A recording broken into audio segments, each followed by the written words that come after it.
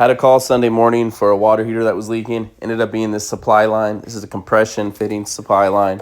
Don't recommend them. We're going to go ahead and get that fixed. Also, we're going to go ahead and flush the tank. I'm also going to fix the sediment trap. But this was a pretty quick call. I did fall off the ladder right here. Very weird area to set it up. But hey, I'm alive. Didn't fall all the way down. Was able to catch myself. Hope you guys have a good rest of your day.